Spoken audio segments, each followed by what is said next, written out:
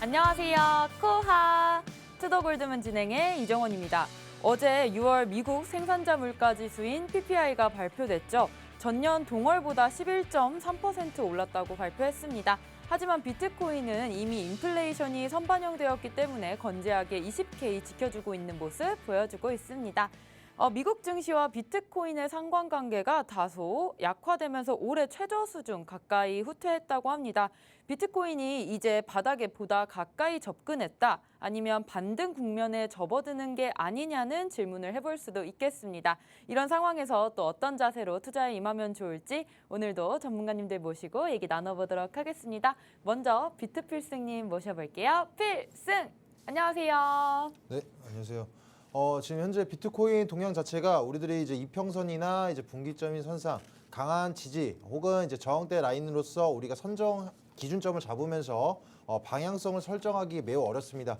그 이유로서는 현재 이제 매물대가 동반되지 않고 있는 가바닥 선상, 가저항선이기 때문에 강력하게 이제 지표로 삼을 수 없다라고 말씀을 드릴 수가 있겠고, 현재 지속적으로 이제 3주 정도 가량 제가 비트코인 동향, 수익적인 관점이나 단기적인 관점에 관련돼서 지속적으로 이제 마치고 있다라는 점 한번 말씀을 드려보면서 여러분들이 가장 좋아하시는 거, 일단 저번 방송에서도 제가 나왔을 때 수익적인 관점 적어도 1주에서 2주 정도는 우리 비트코인의 박스권 선상에서 놀아날 것이다. 2580선에서 2900선 안에서 놀아날 가능성이 크고, 가장 여러분들이 궁금해하시는 이 단기적인 관점으로서는 오늘도 큰 과대 낙폭 혹은 큰 상승 보이지 않을 것으로 전망되고, 중요한 것은 우리 주말 선상 토요일 일요일 동안은 이제 양봉의 흐름세가 유지될 것으로 전망되고 있으니까 이번 주말 동안에서는 조금 쉬시기보다는 관망하시기보다는 짧은 포지션으로서 하루를 넘어서지 않는 하루 내외 선상의 단타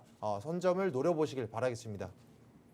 네, 이번 주말까지는 계속해서 양봉 흐름 이어갈 테니까요. 관망만 하지 마시고 짧은 매매 추천해드린다고 하셨습니다. 계속해서 코인한스님 모셔볼게요. 안녕하세요. 네, 안녕하세요. 네, 반갑습니다. 코인한스 전문가입니다.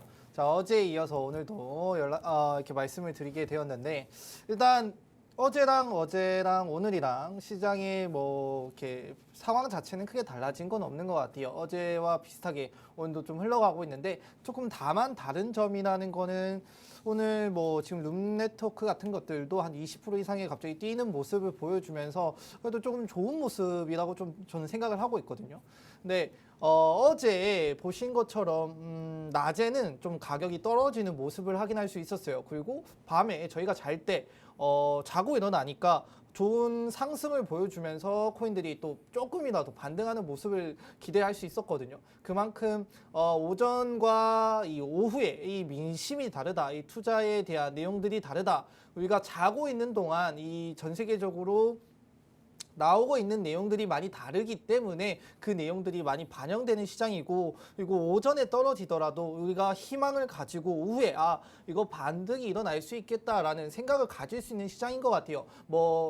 크게 이렇게 우리가 자는 와중에 반등이 일어난다 해서 우리가 원하는 만큼 100%, 200% 갑자기 급등하는 이런 시장은 아니겠지만, 그래도 이 박스권이라는 내용들 안에서 우리가 저점에서 매수할 수 있고, 그리고 매수를 했다면 이 저항대 라인에서 매도를 할 수 있고, 그런 시장이 계속 반복될 거거든요. 물론 이제 FOMC도 남았겠지만 그 전까지, 그리고 FOMC가 끝나더라도 그런 시장이 저는 지속되리라 좀 생각을 하고 있어요. 그때 우리도 가만히 있기보다는 좋은 종목이 있으면, 괜찮은 종목이 있으면 좀 매수를 통해서 짧지만 10%든 15%든 5%든 그렇게라도 수익을 볼 수 있는 구조를 가져갈 수 있는 시장이다. 그렇기 때문에 저희 투더 골드문과 함께 종목 받아가실 수 있는 건 받아가시고, 좋은 정보 받아가실 수 있는 건 또 받아가시면서 도움이 되셨으면 좋겠다 말씀드리겠습니다. 네, 계속해서 짧게 수익을 가져갈 수 있는 구간이기 때문에 투자자분들께서도 저희 투더골드문 놓치지 않고 계속해서 시청해 주시길 바라겠습니다. 저희는 코인 소식 살펴볼 텐데요. 저와 같이 화면 보시죠. 네, 유엔에서 암호화폐 개발도상국 통화 주권을 위협한다라고 했습니다. 엄격한 규제가 필요하다는 말 했고요. 다음 소식입니다. KDA에서 코인마켓 거래소 최초로 가이드라인을 발표했습니다. 상장 절차 표준화에 들어갔다고 하는데요. 국내 5대 가상자산 거래소죠. KDA가 공동협의체를 출범하고 또 가이드라인까지 발표를 했다고 하는데 이 부분 비트필승님 어떻게 생각하시나요? 네, 제가 이제 생각하는 부분 기존에도 여러 번 말씀을 드렸었는데 암호화폐 우리나라 거래소뿐만 아니라 이제 그러니까 우리나라 국내 거래소 안에서도 충분히 이제 다르다는 걸 알 수가 있겠습니다. 기준점이 다르다. 오늘 말씀드릴 주제이면서 이기인데 정확한 설명은 이따 추후에 드리겠지만 현재 이제 유의 종목 지정되는 기준점도 다르고 또 그 시기도 다르고 그 다음에 이제 상패까지 이어진다라고 한다면 상패 이후 시점에 날짜조차도 다르다라는 점 그리고 유예 기간도 다르다는 점 이따 자세하게 설명드리겠지만 앞으로 이러한 부분에 있어서는 우리가 더욱더 안전하다라는 말보다는 아직까지는 정확한 구체적인 사안이 나오지 않은 만큼 편리성은 있겠다. 우리가 가상자산 거래소마다 개별적으로 여기서는 언제 유의 종목 지정되지? 유예 기간 어느 정도 되지? 기준점이 기준점이 어떤 부분이 다르지? 제각각 같은 종목인데도 분별해서 쳐다볼 필요가 없다라는 점에 있어서는 편리성은 앞으로 조금 보장이 될 것이다라고 설명드릴 수 있겠습니다. 네, 다음 소식 계속해서 보겠습니다. 셀시우스에서 파산한다고 합니다. 셀시우스가 결국 다른 암호화폐 기업들을 따라서 파산 절차를 밟기 시작했는데요. 챕터 11의 파산 신청을 진행 중이라고 합니다. 다음 소식입니다. 폴리곤에서 디즈니 엑셀러레이터 기업 선정이 됐다고 합니다. 이 부분 피트필승님께서 좀 짚어주시죠. 네, 이 부분에 관련해서 여러분들이 폴리곤에 대해서 드디어 호재가 나온 것이 아니냐라고 생각할 수 있겠지만 물론 맞습니다. 호재가 맞죠.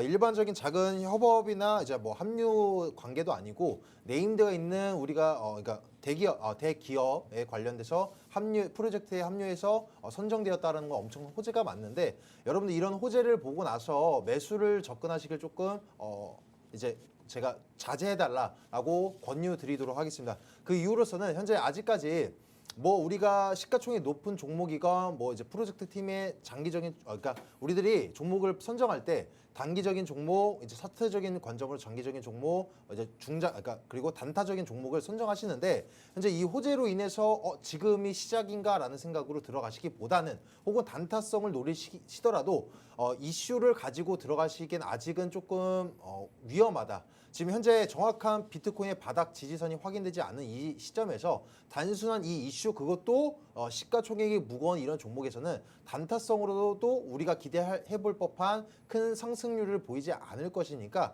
그냥 여러분들이 만약에 평상시에 지켜봤던 어떤 팀 프로젝트였다면 거기서 힘을 입어서 추가적인 매수나 혹은 이제 분할 매수로서 접근을 할 수 있더라도 이걸 보고 이제 큰 수익률을 노리시는 것은 매우 위험한 생각이다라고 설명드릴 수 있겠습니다. 네, 이렇게 오늘의 코인 소식 비트필승님과 함께 살펴봤습니다. 저희는 썰전 코너로 가볼 건데요. 오늘 썰전의 주제는 바로 유의 지정 종목 매매해도 괜찮은가에 대해서 얘기 나눠보도록 하겠습니다. 유의 종목에 대한 의견 어떠신가요, 비트필승님? 저는 일단 결론부터 말씀드려보면 충분히 매매가 가능하다. 유의 종목 지정이라고 해서 무조건 위험하다라고는 설명드리기 조금 어려울 수가 있습니다. 왜냐하면 물론 이제 그 내용을 봐야 되겠죠. 내용도 봐야 되겠고 그 내용에 있어서도 이제 우리가 유예 기간까지는 이제 우리가 단타성으로 노려볼 수 있을까라는 판단 하에 의해서 단타성으로도 충분히 이용할 수가 있겠습니다. 하지만 지금 방금 아까 이제 이슈를 설명드려보면서 5대 거래소에서 이제 가이드라인을 만드는 것처럼 이 부분 기존에 있던 문제점에 대해서 설명을 해드려보면 지난 이제 5월 19일입니다. 유의 지정되는 기준점이 무엇이냐라고 물어봤을 때 우리나라 국내 거래소에서 업비트 같은 경우에는 이제 생각하지 못한 다양한 사례가 있을 수밖에 없기 때문에 그 뚜렷한 기준점을 제시해 드릴 수는 없다라고 설명을 했고 코빗 같은 경우에서는 조금 주식과 비슷합니다. 이제 거래 유의 종목 그리고 투자 유의 종목 두 가지로 분류가 되고 나서 24시간 동안 50% 이상 급등락하는 경우에는 이제 거래 유의 종목으로 지정이 되고 그 다음에 이제 그 이후에도 네트워크 장애라든가 추가적인 문제점이 발생이 된다. 된다. 그럼 이제 투자 유의 종목으로 넘어가는 이런 기준점이 나름 있습니다. 그리고 이제 빗썸이나 코인원 같은 경우에 각각 이제 9개 그리고 5개의 이제 기준점을 세워놓고 지정을 하고 있는데 이런 것만 보더라도 지금 거래소에서 기준점이 너무 다릅니다. 거기에 더불어서 이제 루나 사태에 대해서 그러니까 루나 사태를 이용해서 설명을 드려보면 유의 종목 지정된 시점에서도 이제 거래소마다 기준점이 매우 달랐습니다. 최대 이제 거래소마다 31시간이라는 차이가 나고 어떤 거래소에서는 이제 최초로 시작되는 거래소랑 최대 31시간 차이가 났다. 그걸 봤을 때 이제 일단 공통적으로 유의 종목 지정되는 뒤에도 이제 일정 기간 동안은 문제가 개선되지 않으면 상장 폐지까지 이어질 수 있다. 이것은 공통적인 기준점이 작용되고 있지만 자세한 건 이따가 이제 상패 종목되는 부분의 문제점 주의해야 될 점을 설명드려보겠지만 여러분들이 충분히 이러한 이제 주의해야 될 점까지 생각을 해보면서 각 거래소마다 예를 들어서 이제 가두리 펌핑이라고 할 수 있겠죠. 다른 데에서 유의 종목이 지정된다. 근데 이 거래소 유의 종목 지정되지 않았네? 혹 안전하다라는 생각으로 진행하기보다는 이제 우리가 이용할 수 있는 방법 중에 하나가 여러분들이 유의 종목 지정이 된 이유를 봤을 때 충분히 이 팀 프로젝트에 대해서 내가 눈여겨 봐왔는데 충분히 해소될 수 있는 부분이다. 혹은 이제 그렇게 우려되지 않는 종목 지정이 된 거라고 생각이 들여진다면 그 부분 충분히 유예 기간 동안 안에서 해결이 되면은 어떠한 호재로서의 이슈가 나오지 않더라도 해소가 됨으로써 오히려 큰 상승을 노려볼 수가 있겠습니다. 그래서 여러분들이 유의 종목이라고 해서 무조건 이제 진입을 안 하시거나 혹은 이제 유의빔을 노려보면서 무지성으로 투자하시는 것을 조금 자제해달라라고 설명드릴 수 있겠습니다. 네. 그렇다면 거래소에서 가상자산 유의 종목이나 또 상장 폐지의 기준이 어떻게 되는 건가요, 코인원수님? 뭐 기준이 없다라고 네. 봐야겠죠. 아무래도 네. 일단 지금 이제 뭐 가상자산 유의 종목이나 뭐 상장 폐지 관련해서는 기준이 없다라고 보시면 돼요. 그래서 만약에 이 거래소에도 혹시 그런 기준이 자체적으로 가지고 있는 기준이 있냐라고 물어봤는데 거래소에서도 딱히 뭐 그렇게 자세한 뭐 정확한 내용들이 없는 걸로 좀 파명이 됐습니다. 최근에 이제 루나 때문에도 많은 내용들이 있었어요. 뭐 유의빔 때문에 지금 이제 사실 뭐 유의빔을 노리고 많은 사람들이 매수를 들어갔던 부분들이 있는 걸로 저는 좀 알고 있어요. 그래서 루나가 뭐 10몇만 원이었던 게 갑자기 뭐 몇천 원이 됐고 그다음에 몇백 원이 됐으면 사람들이 이때다 싶어가지고 이거 유의빔 한번 노려봐도 되지 않을까라는 내용이 나올 것 같았는데 그 부분들이 좀 시장에 반영이 됐었고 근데 그 유의빔이 나오지 않는 모습을 또 확인할 수 있었죠. 그렇다 보니까 뭐 유의빔이든 상폐빔이든 둘 다 무조건 일어나는 일이 아니라는 거 좀 알아두실 필요가 있고 물론 이 유의빔 자체는 사실 거래소 자체에서 뭐 유의를 하라, 주의를 하라 이런 내용이 포함이 되기도 해요. 그래서 앞에 말씀해 주신 것처럼 무조건 뭐 매수를 안 들어가거나 매수를 들어가는 건 이건 잘못된 거다 이렇게 단정 짓기는 어렵습니다. 물론 이 코인의 종목의 내용에 따라서 유의에 대한 내용에 따라서 다르게 접근하는 게 맞는 것 같고요. 그 내용이 어떤 건지는 이제 거래소마다 좀 정확하게 규명이 되어 있지는 않지만 어느 정도 우리가 알기 쉽게는 켜져 있어요. 그래서 그 내용들 꼭 보시면서 좀 들어가시는 게 좋은데 우리가 알고 있는 이제 국내 4대 거래소죠. 뭐 업비트, 빗썸, 뭐 코인원, 코빗 등에 대한 유의 종목 지정 기준을 좀 문의를 해봤는데 업비트 같은 경우는 이제 기준을 공개할 수 없다라는 내용이 나왔고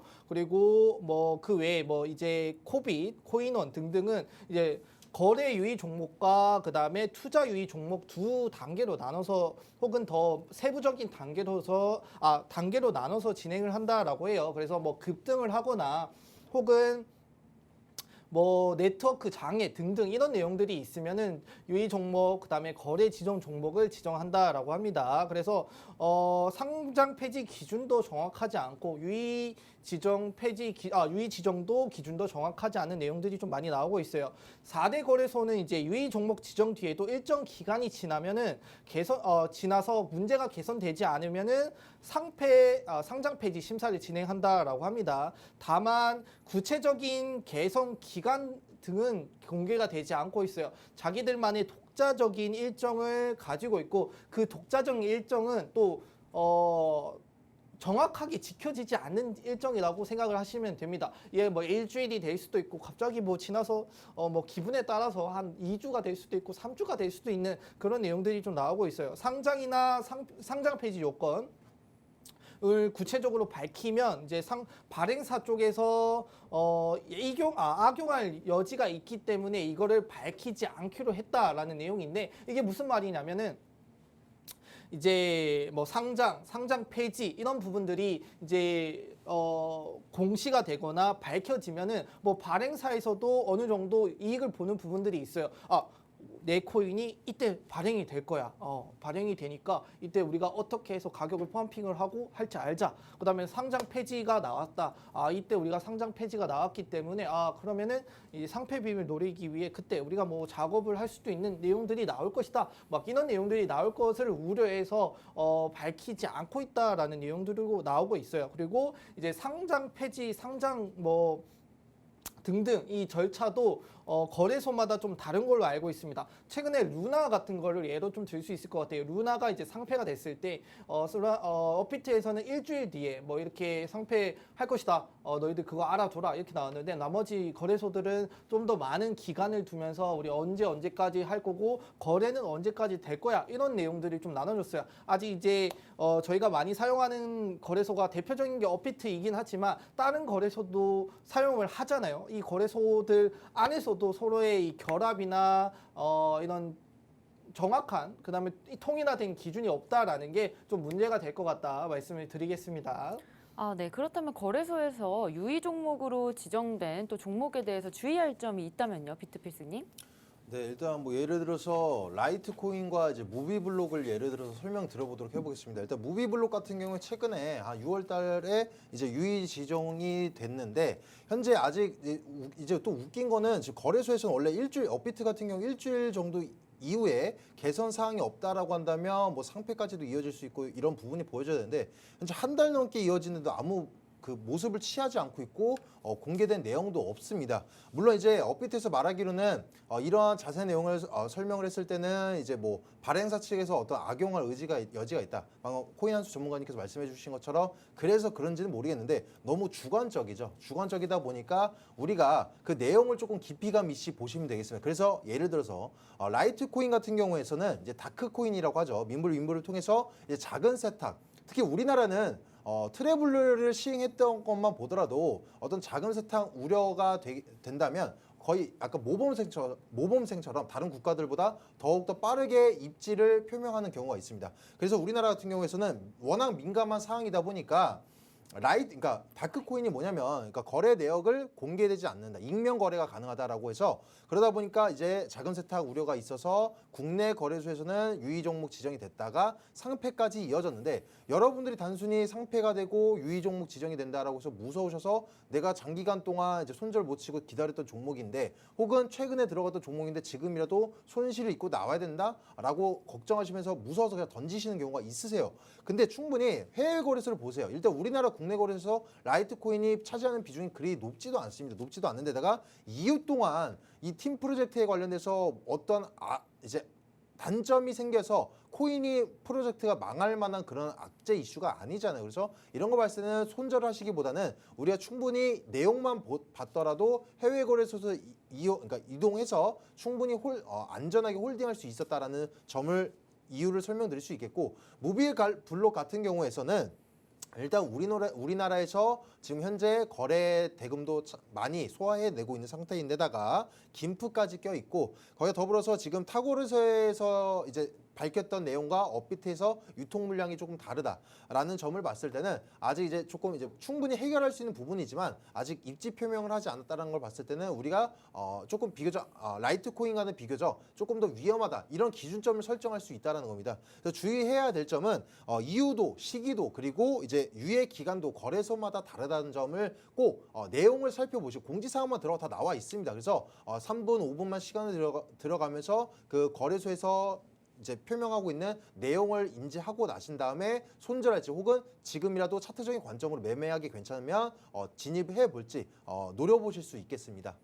네, 유의 종목에 대해서 투자자분들이 조금 주의하셔야 될 점은 거래소별로 특징이 다르기 때문에 항상 공지사항 등을 좀 파악하셔야 될 것 같습니다. 그렇다면 지금 업비트에서 무비블록 상장에 대해서 재심사가 이루어진다고 하는데 이 부분에 대해서 아무 소식이 없는 것 같습니다. 코인원수님 어떻게 생각하세요?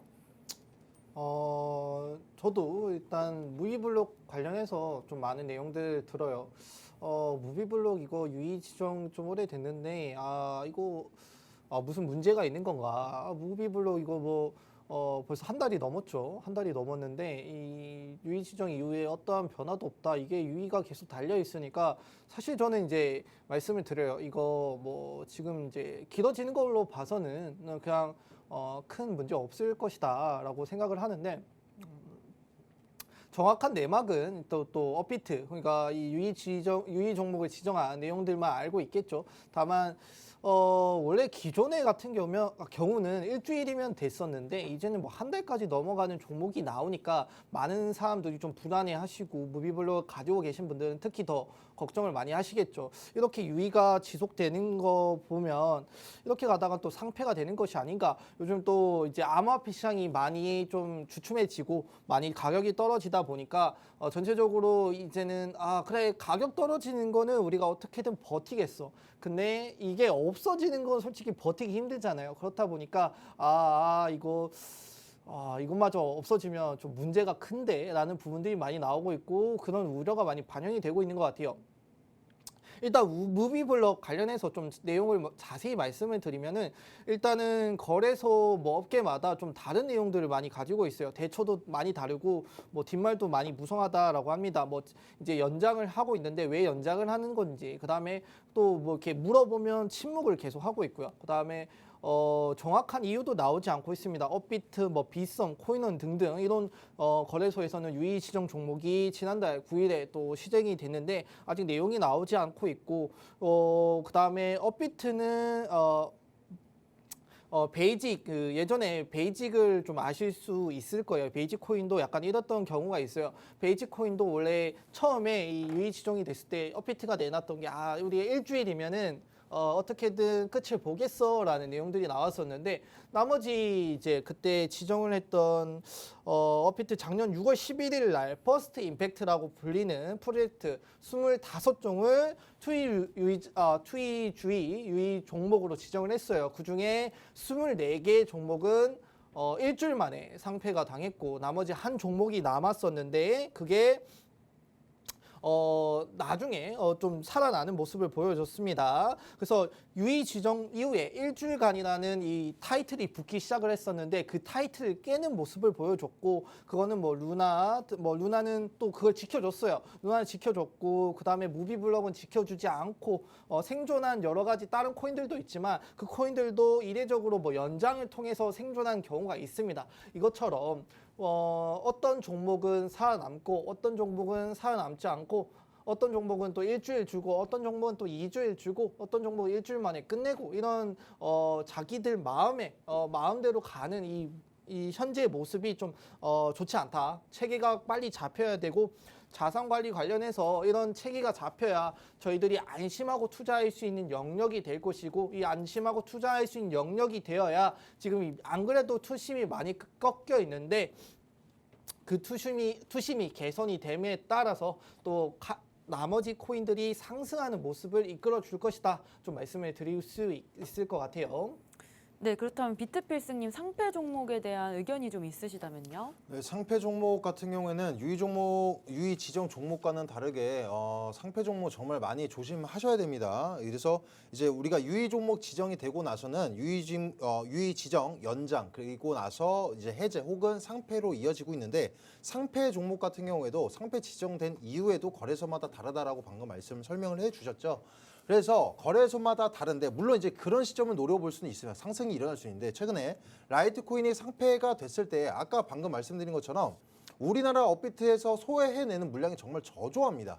그래서 상폐 결정이 났는데 오히려 상폐 비밀에서 이제 20% 이상 급등하는 모습을 보여주었지만 그걸 보고 과연 들어간다? 말이 안 된다는 거예요. 물론 이제 가능한 이유는 가두리 펌핑하고 비슷한 양상이라고 생각을 하시면 돼요. 왜냐면 일단 거래소에서 같은 종목이라도 같은 가격에 있는 종목이라도 거래소에서 갖고 있는 물량이 다른 것처럼 소외내는 물량이 다른 것처럼 그만큼 저항대가 낮다 보니까 이제 적은 거래 대금만 가지고도 충분히 올렸다라고 해서 여러분들이 단순히 올라간다, 야 이게 상패 비율이구나라고 해서 무시성으로 들어갔을 때는 무조건 큰 거 다치실 수 있다. 왜냐면 저항대, 그러니까 매물대나 뭐 이평선, 뭐 지지 저항대 뭐 이런 게 의미가 없습니다. 상패 비율. 그러다 보니까 단순히 그냥 올라가는 숫자 놀이를 하시는 겁니다. 물론 이제 그 한 매매에 있어서 여러분들이 수익을 내고 나왔다라고 한다면 당연히 매우 칭찬을 해드릴 법도 하겠지만 여러분들 거기에 길들여지신다라고 한다면 여러분 단순히 이제 홀짝 개념으로 도박을 해서 한 번 매매에 있어서 수익을 나냐 마냐 이것만 이게 기준점이라고 한다면 당연히 수익 본 사람이 장땡이겠지만 우리 투자 시장에서 1년, 10년 이상 이렇게 계속적으로 나의 자금이 깎아나가지 않고 살아남기 위해서는 이런 투기성에 있어서 나의 데이터에 인용을 하시면 안 된다라고 강력하게 설명드릴 수 있겠습니다. 네, 지금 가상자산에 대해서 유의 종목과 상장 폐지의 기준이 없는데 또 이것들에 대해서 해결 방안이 있다면요, 코인한수님? 네. 앞에서 제가 뭐 계속 말씀을 드렸죠. 이거 뭐 상장이랑 상패 관련해서 내용들이 좀 많이 부족하다라고 했는데, 아무래도 이제 유럽 같은 경우는 미카라는 이제 법위안을 발의를 통해서 암호화폐 이거 이거 버릴 수 없다라면 끌고 가자, 제대로 끌고 가자라는 내용들이 많이 나오고 있었어요. 그래서 이것도 국내에 좀 적용되는 모습을 확인할 수 있습니다. 국내 이제 가상자산 거래소가 상장 기준 등에 대한 공동 가이드라인을 기초안을 발표를 했어요. 그래서 뭐 최근에 이런 가이드안을 만들게 된 이유는 어쩔 수 없이 루나와 뭐 UST, 테라의 이 대폭락 사태가 가장 컸다라고 보시면 돼요. 아마 터닝 포인트가 되지 않았을까라고 생각을 하고 있습니다. 그래서 14일 날 여의도에서 이제 국내 법이 발의안 13개를 통해서 뭐 유럽이 이제 논의 중인 미카 등의 내용을 참고해서 가상자산 상장과 관리 규정 기초안을 만들었다라고 합니다. 그래서 가상화폐 상장 그리고 폐지를 결정하는 가상자산 심사위원회를 또 구성하기도 하고요. 그리고 상장 지원, 그다음에 준법 감시, 기술 관련 부서 또 이렇게 만들고 가상자산 발행사의 뭐 지속 가능성 이런 게 정말 중요하거든요. 이런 가능성, 전문성, 투자자와의 소통 등등의 이제 좀 체크를 할 수 있게 좀 평가하는 내용들이 나오고 있어요. 우리가 여기서 좀 중요하게 지켜봐야 되는 점은 아무래도 지속 가능성이겠죠. 사람들이 지금 이제 상패 관련해서 걱정하시는 부분들은 내가 산 코인들이 정말 기술력이 있고 이게 뭐 1년 지나든 2년 지나든 우리가 이거를 지속 가능한 프로젝트인지 아닌지를 확인을 해야 되는데 그 부분들을 우리가 좀 체크할 수 있는 내용들이 좀 나올 것이다. 그리고 얼마나 좋은 전문성을 가지고 있나. 그다음에 투자자와의 소통도 정말 중요하거든요. 자, 루나 같은 경우는 이제 루나 커뮤니티가 있어서 루나를 이렇게 소통을 통해서 뭐 한창 가격 상승이 좋을 때는 또 소통이 또 활발하게 이루어짐에 따라 상승하는 모습을 보여줬어요. 그다음에 뭐 떨어질 때는 이제 사람들이 또 이렇게 문제가 되기도 했지만 서로 이제 명가함이 있겠죠. 그만큼 이제 소통이 중요합니다. 이 재단이 프로젝트를 함에 있어서 얼마나 이 사람들과의 소통을 통해서 탈중앙화라고 하잖아요. 탈중앙화는 그만큼 한 사람이 독단적으로 하는 게 아니라 물론 그 사람이 일을 주로 많이 하지만 탈중앙화인 만큼 주위의 사람들과 같이 어울러서 가는 게 정말 중요한 거거든요. 그런 부분들이 좀 체크가 돼야 된다라는 걸 좀 말씀을 드리고 싶고, 그리고 재단이 가지고 있는 초기 자금 확보 여부, 얼마나 자금을 가지고 있고 이 자금을 통해서 어떻게 활용할 건지를 좀 체크를 해야 되고, 그다음에 전문 인력 수준이나 그다음에 뭐 SNS 앞에 말씀드렸던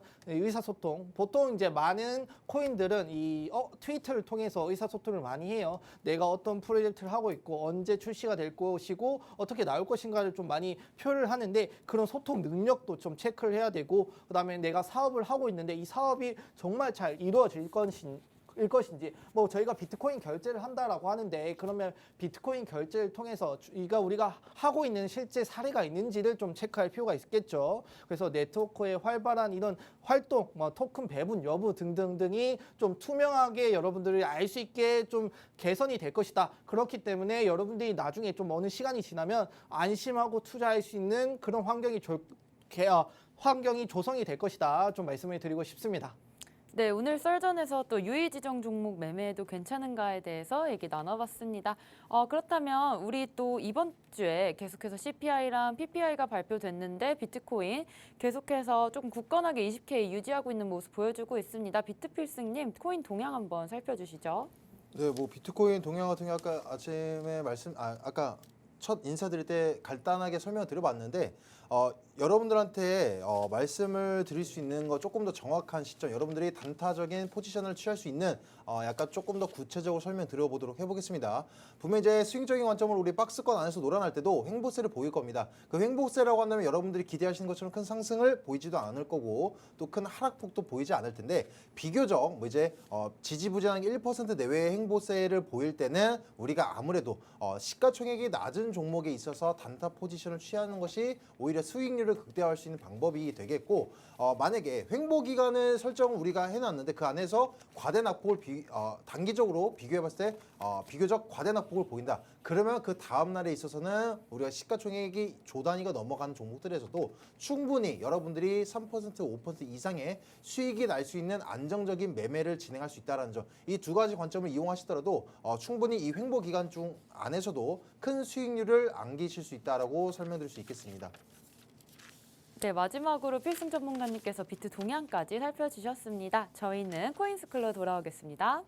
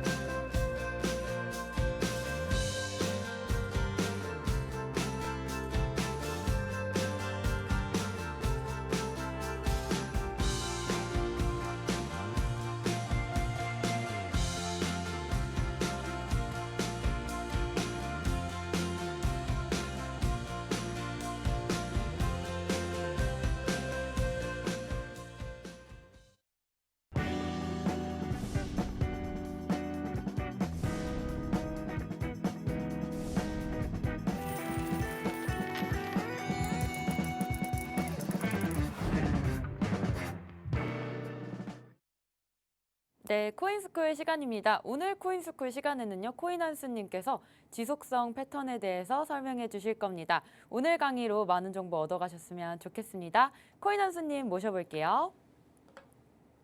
네, 안녕하세요. 반갑습니다. 2부를 맡게 된 코인한수 전문가입니다. 오늘은 제가 앞에 말씀해 주신 것처럼 지속성 패턴으로 좀 강의를 진행을 해보겠습니다. 그 전에 뭐 다른 패턴들이 있었지만 오늘은 좀 다른 또 지속성으로 이어지는 패턴이 좀 말씀을 드릴 수 있을 것 같아요.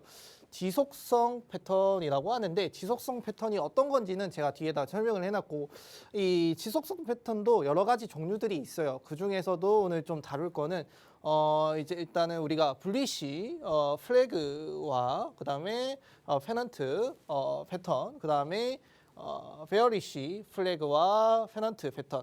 이제 여기서만 플래그 그냥 이제 사각 깃발, 그 다음에 페넌트는 삼각형 깃발이라고 생각을 하시면 됩니다. 밑에 2번도 똑같고요. 자, 지속형 패턴이란 자 매수세와 매도세가 붙으면서 추세를 지속하는 것이라고 생각을 하면 되는데 그 뒤에 내용은 좀 더 보고 해당 패턴은 투자자들이 이익을 실현하는 시기라고 생각을 하시면 돼요. 어떤 모습을 보여주고 있기 때문에 주고 있기에 이익을 실현하는 시기인가 그다음 한번 볼 필요가 있을 것 같아요. 그리고 반전형 패턴과 달리 단기 또는 중기 관점. 제가 저번 주에 했었던 게 아마 반전형 패턴으로 보시면 돼요. 그래서 달리 단기 또는 중기의 관점에서 접근하기에 좀 좋은 패턴이다라고 생각을 하시면 됩니다. 자, 불리시 패턴이라고 하는데, 자, 이 불리시라고 하는 게 많이들 아실 거예요. 너무 많이 들어보셔가지고 말 그대로 강세 패턴이라고 생각을 하시면 돼요. 이렇게 뭐 쉬운 예로 여기서부터 시작입니다. 이렇게 올라와서 여기서 벽을 한번 부딪히고 지지를 받고 또 저항을 받네요. 지지, 저항을 받으러 가는데 그 저항을 뚫고 올라가는 모습을 보여주면서 이 강세의 모습을 보여주는 패턴이다라고 생각을 하시면 되고 요거는 이제 요거 빼고 보시면 돼요. 밑에서부터 이렇게 올라오겠죠. 올라와서 저항, 지지, 저항, 지지, 저항, 지지, 저항을 받으러 가야 되는데 여기서 뚫고 올라가면서 올라가는 모습을 확인할 수 있는 불리시한 강세 패턴이다라고 보시면 됩니다. 자, 여기 불리시 강세 패턴이라고 하는데 불리시가 무엇을 뜻하는가를 좀 알아보실 필요가 있어요. 자, 황소를 뜻하죠. 저희 황소 아마 여의도만 가도 혹은 웬만한 증권가 뭐 미국, 영국 포함해서 웬만한 데 다 황소가 있습니다. 그 황소가 이제 불리시 우리가 상승 강세를 또 상징을 하기 때문에 많은 사람들이 그 의미를 두고 거기에 동상을 세우는 모습을 확인할 수 있어요. 그래서 황소를 뜻한다. 자, 이 황소가 상대방을 공격할 때 뿔을 한껏 낮추었다가 이렇게 달려가면서 이렇게 찍는 모습을 확인할 수 있거든요. 거기에서 좀 비유해서 나온 모양이다라고 생각을 하시면 됩니다. 자, 매수 거품이 낀다라고 하는 불리시 익스페큐레이션인가요? 그런 발음에서 좀 사용이 되는 부분들이 좀 가져왔다라고 합니다. 자, 불리시 플래그 패턴이나 말 그대로 플래그 패턴 사각 깃발을 뜻하고요. 기존 추세와 반대되는 방향성을 가진 모습이라고 보시면 돼요. 자, 처음에 기존에 저희가 올라가다가 저항을 받고 반대되는 모습을 계속 결국은 여기서 저항을 받고 이렇게 내려가는 모습을 보여주다가 이 다시 올라가는 모습을 확인할 수 있어요. 그래서 기존 추세와 다른 모습, 기존 추세와 다른 방향성을 가진 모습을 보여주는 패턴이다라고 생각하시면 됩니다. 자, 불리시 플래그 보시는 것처럼 처음에 좀 난잡스러운데 검정색 선과 빨간색 선만 좀 보시면 돼요. 처음에 여기서부터 시작이 되죠. 처음에 시작이 되다가 올라와서 좋은 이 방향성으로 올라가다가 갑자기 이 방향성이 꺾이고 난 이후에 이렇게 내려가는 모습을 확인할 수 있어요. 그래서 이걸 전체적으로 봤을 때는 이 조정을 받는 국면이다라고 생각을 하시면 됩니다. 그래서 조정을 받고 지우면서 조정을 받고 여기서부터 다시 상방이 이탈하면서 올라가는 모습을 확인할 수 있는데 그렇다면은 이 플래그 패턴을 보면 여러분들이 언제 매수를 해야 되냐라는 걸 좀 많이 물어보시겠죠. 아무래도 당연하게 너무 흔한 얘기인가요? 이 추세 라인을 이렇게 끄었을 때 이 추세 라인을 돌파하는 이 돌파하는 라인에 매수를 들어가는 게 정말 좋겠다라고 말씀을 드릴 수 있고 만약에 내가 여기서 좀 더 안정적으로 보자. 왜냐면은 요즘 이런 트렌드들이 많아요. 어떤 트렌드들이다? 이렇게 올라갔습니다. 추세 라인이 내려왔어요. 근데 이 추세 라인을 뚫고 분명히 한 이 정도겠죠? 내려갔다가 여기 뚫으려고 하는데 이렇게 올라갔다가 이렇게 내려가는 모습이 있어요. 페이크를 주는 모습이 확인할 수 있거든요. 그러면은 나는 어떻게 하겠다? 나는 어떻게 하겠다? 이렇게 일직선을 끌고 일직선을 이렇게 꺼가지고 일직선을 이렇게 못 긋죠. 이렇게 꺼가지고 이 부분을 통과하는 라인에 매수를 들어가겠다라는 이 두 가지 방법, 그냥 추세를 이탈했을 때 한 번과 그 다음에 그 전 고점을 뚫었을 때 그걸 뚫고 올라가는 모습일 때 매수를 들어가는 타이밍 이 두 가지로 나뉜다라는 거 말씀을 드리고 싶었어요. 그럼 여기서도 똑같겠죠. 여기서 이 추세 라인을 끄었고 여기서 매수 포인트, 포인트가 하나 있겠고요. 나는 이것도 불안하다 싶으면은 이렇게 일직선을 끊고 난 다음에 여기 이 부분에서도 매수를 들어갈 수 있는 포인트가 나올 것이다라고 말씀을 드리고 싶었습니다. 자, 불리시 플래그라고 하는데 이것도 똑같아요. 밑에서 이렇게 올라오고 여기서 저항을 받고 이렇게 상승하는 모습, 쭉쭉 올라가는 모습을 확인할 수 있었습니다. 네. 그럼 여러분들은 이제 매수 또 여기서 선택을 하셔야겠죠. 여기냐. 그래서 우리가 이 패턴만 보고 매수를 들어간다라면은 항상 리스크를 가지고 갈 수밖에 없어요. 그 리스크를 좀 줄이기 위해서 다른 지표들을 꼭 참조하셔야 된다는 점 제가 매일 할 때마다 좀 부각을 드리고 있어요. 자, 불리시 페넌트 패턴 삼각 깃발을 뜻하는 패턴입니다. 요거는 이제 빼고 보시면 돼요. 기존 추세와 반대되는 방향성을 가진 패턴이라고 보시면 됩니다. 그냥 똑같아요. 그냥 플래그 뭐 사각 깃발이냐 아니 삼각 깃발이냐 똑같은 흐름을 갖지만 모양에 따라 다르다라는 점 확인할 수 있습니다. 자, 이렇게 올라와요. 올라와서 저항을 받고 내려왔다가 이런 식으로 몇 번의 모습을 보여주면서 결국에는 이 삼각형 깃발의 상단을 이탈하는 추세 라인을 돌파하는 모습을 확인할 수 있다. 이 부분을 좀 체크해 두시면 됩니다. 이것도 똑같네요. 밑에서 천천히 올라오고요. 이렇게 저항과 지지, 저항, 지지를 상방 이탈하면서 쭉쭉쭉 가는 모습을 확인할 수 있었습니다. 자, 이제 베어리시 패턴이라고 하는데, 베어리시는 그럼 반대로 블리시의 반대라고 생각을 하시면 돼요. 이제 위에서부터 이렇게 내려오겠죠. 방향성이 이렇게 되는 패턴. 여기 안에서 내가 기존에 내려가던 이 방향성이 있는데 이거와 반대되는 잠깐의 패턴을 보여준 이후에 이게 그냥 살짝 반등이었구나. 이 반등 이후에 떨어지는 모습을 확인할 수 있는 패턴이다. 그럼 요거는 이게 사라지겠죠. 그럼 반대로 얘는 여기서부터 이렇게 내려오다가 또 이렇게 방향성을 지정을 못했네. 이렇게 왔다 갔다 하니까 사람들이 고민을 할 거예요. 어떻게 고민한다?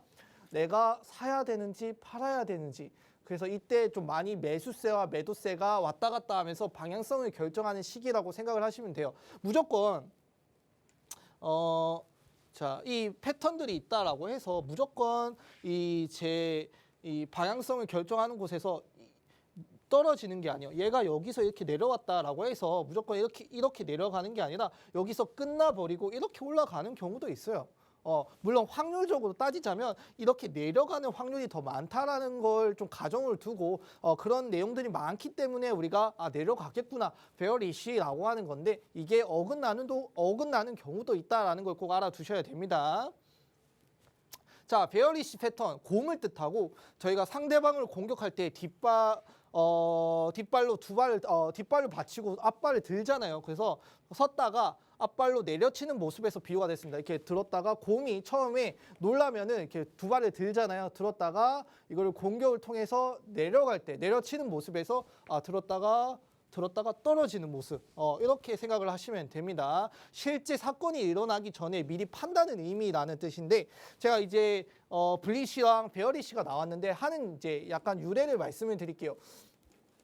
예전에 일단 19세기에 이제 중엽에 러시아와 이제 유럽 연합군 사이에서 전쟁이 있었어요. 크림 전쟁이라고 하는데, 그 크림 전쟁에서 유럽 연합군, 그때 이제 가장 또 배하면은 또 강력한 군대가 영국이라고 생각을 하시면 돼요. 그 영국이 전쟁을 할 때 사용했던 깃발의 상징이 이제 캐릭터였는데, 그 캐릭터의 이름이 불이었습니다. 불.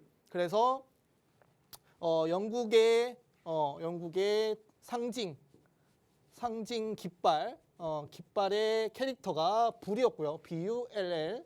그 다음에 반대로 러시아랑 전쟁을 했잖아요. 러시아의 상징 깃발이 곰이었다라는 내용들이 나오고 있어요. 그래서 이렇게 전쟁을 하다가 일방적인 학살인가요? 일방적인 폭행이 없죠. 서로 치고 받고 너도 주면 나도 주고 서로 이렇게 치고받는 상황들이 나왔을 텐데, 그때 이제 영국이 유리하면 불리시하다. 영국이 이 전쟁의 상황이 좀 유리할 때는 불리시하다라는 내용이 나왔고, 그 다음에 러시아가 유리할 때는 베어리시하다라는 유래가 나왔다라고 해요. 그래서 이때 이제 보통 러시아보다는 영국에서부터도 주식이 많이 활발히 됐었고 경제 용어가 많이 나왔었던 시기이기 때문에 영국을 좀 유리하게 입장을 표명하고 좀 얘기하는 입장에서 이 불리시를 상승 추세, 우리가 이기고 있는 추세라고 판단을 하고, 그 다음에 러시아를 그때도 좀 많이 사람들이 싫어했나 봐요. 그래서 러시아의 유리한 추세, 러시아가 유리한 추세는 나쁜 추세다라고 해서 베어리시라는 추세다라는 그런 이제 내용들이 나오고 있어요. 그래서 저도 좀 많이 이렇게 알아봤거든요. 블리시가 어디서 나온 거야? 베어리시가 어디서 나온 거야? 이 부분을 많이 모르시고 그냥 블리시 강세구나, 베어리시 그냥 약세구나, 이런 부분들 좀 많이 아실 수도 있는데, 이런 유래 좀 알아두시면 또 나중에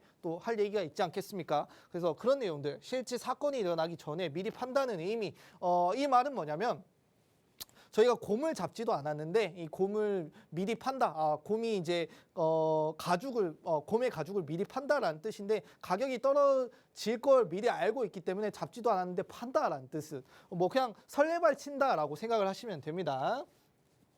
자, 베어리시 플래그 사각 깃발을 뜻하죠. 기존 추세와 반대되는 방향성을 나타낼 때 가진 내용이라고 보시면 됩니다. 처음에 베어리시니까 반대겠죠. 떨어졌다가 이렇게 떨어지는 모습을 확인할 수 있습니다. 자, 보시는 것처럼 바로 들어가 볼게요. 위에 고점을 찍고 난 이후에 이제 저점을 한번 찍습니다. 이 저점을 찍고 난 이후에 어떻게 했어요? 이제 저점을 찍고 이제 적을 만났으니까 두 발을 들기 시작하죠. 두 발을 들었다가 이제 공격할 상대를 위해 찍어버리는 모습. 그래서 떨어지는 모습을 확인할 수 있었습니다. 이것도 똑같아요. 이 파란색 선 있죠. 파란색 선으로 위에서 이렇게 내려오는 모습을 확인할 수 있고 이렇게 내려왔다가 이렇게 횡보를 통해서 어느 정도 이 위협을 하고 그다음에 여러분들한테 도망갈 수 있는 기회 혹은 판매, 매도, 매수를 할 수 있는 기회를 제공한 다음에 너희들 내가 기회 다 줬다. 이제 나 찍어도 되지. 찍는 모습을 확인할 수 있습니다. 자, 이거는 또 단편적인 또 예죠. 아까는 이게 보시는 것처럼 이 전과 좀 비교했을 때 차이가 뭐냐면은 이게 다 지우고 말씀을 드릴게요. 생각보다 큰 추세에서도 나오는데 생각보다 큰 추세. 이게 지금 제가 일봉으로 보는 거거든요. 일봉으로 봤을 때는 전체적으로 여기서 여기까지 거의 뭐 한 달 정도, 한 두 달 정도의 기간에 들어가면서도 이런 패턴이 나오는 모습을 확인할 수 있고, 자, 요렇게 짧게 지금 보시는 것처럼 뭐 지금 한 2주 이 정도죠. 2주 정도, 3주 정도 안에서도 나오는 이런 베어리시한 패턴들이 나오고 있는 모습도 나올 수 있다. 그래서 단기적인 측면에서는 좀 접근하기 좋고 중기적인 측면에서 접근하기 좋다라는 걸 좀 확인하고 말씀을 드리고 싶었어요. 단기적이라고 하는 거는 우리가 말하는 단기를 좀 오해하실 수 있는데 저희가 말하는 단기는 적어도 한 일주일 이상은 돼야 단기라고 좀 생각을 하고 있어요. 왜냐하면 캔들의 모양이 나오려면 어느 정도 시간이 필요하고 만약에 내가 일주일 이상의 일봉으로 보는 게 아니라 그다음 뭐 30분봉, 뭐 1시간 봉 이렇게 따지면은 또 모양이 더 많이 나올 계기가 있다라는 걸 좀 알아두시면 될 것 같아요. 그다음 삼각 깃발을 뜻하는 이제 페넌트 기존 추세와 반대되는 방향성을 가진 모습이다. 얘가 없어지겠죠. 그럼 얘는 이렇게 내려와서 이렇게 내려가는 모습을 확인할 수 있는 베어리시한 페넌트의 모습이다라고 생각하시면 됩니다. 처음에 얘가 위에서 이렇게 내려왔고요. 내려온 이후에 이 상단, 하단, 상단, 하단을 통해서 결국에는 어떻게 됐다? 하단을 이탈한 이후에 쭉쭉쭉쭉 빠지는 모습을 확인할 수 있다. 볼 수 있습니다. 자, 요거는 긴 추세로 하단을 내려왔네요. 내려왔고 하나, 둘, 셋, 넷 다 내려오는 모습 확인할 수 있습니다. 자, 여기서 우리가 좀 중요하게 체크를 하셔야 되는 점이 뭐냐면 똑같아요. 여러분들 이거 베어리시랑 불리시 은근 찾기 힘들거든요. 왜 찾기 힘드냐면은 자, 이런 만약에 올라가는 패턴이라고 칠게요. 여기서부터 이렇게 올라오죠. 올라왔는데 여기서부터 0, 1, 2, 3, 4 여기가 5가 될지 아니면 여기가 4가 안 되고 뭐 이런 숫자가 결국에는 이렇게 좀 정해지는 기간들이 있어요. 뭐 A, B, C든 1, 2, 3, 4, 5든 결국에 이게 최소의 조건을 부합하는 내용들이 나오거든요. 이거는 뭐 A, B, C가 나왔겠죠. 결국에는 홀수라는 이런 카운팅이 좀 들어가야 정확도가 많이 높아진다라는 걸 말씀을 드리고 싶었습니다. 그래서 이런 뭐 깃발력 패턴이나 뭐 삼각 깃발, 그다음에 사각 깃발 뭐든 상관없습니다. 여러분들이 이런 패턴이라는 걸 확인하시기 위해서는 그 패턴 안에 들어가야 될 최소한의 요건들이 있기 때문에 그 요건들 체크하시면서 들어가시면 됩니다. 모든 패턴이 다 똑같은 건 아니에요. 그 부분은 꼭 기억하시면서 오늘 마무리하도록 하겠습니다. 감사합니다.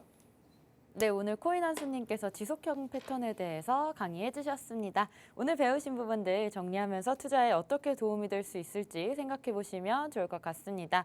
오후 1시 반부터 무료 방송 진행하고 있는데요. 좀 더 자세한 매매 방법과 차트 분석 저희가 참여하실 수 있는 방법 안내해 드리겠습니다.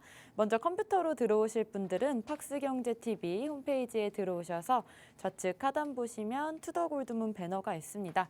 배너를 클릭하시면 바로 전문가님들의 실시간 무료 방송을 함께 하실 수가 있고요.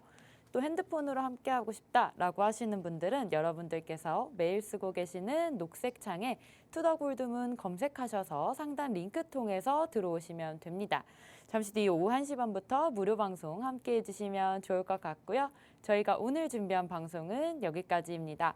본 방송에서 제공하는 투자 정보는 투자 판단의 참고 자료일 뿐이며 특정 자산 가치의 상승과 하락을 보장하지 않는다는 점 유의해 주시길 바라겠습니다. 저희는 다음 이 시간에 오겠습니다. 시청자 여러분 고맙습니다.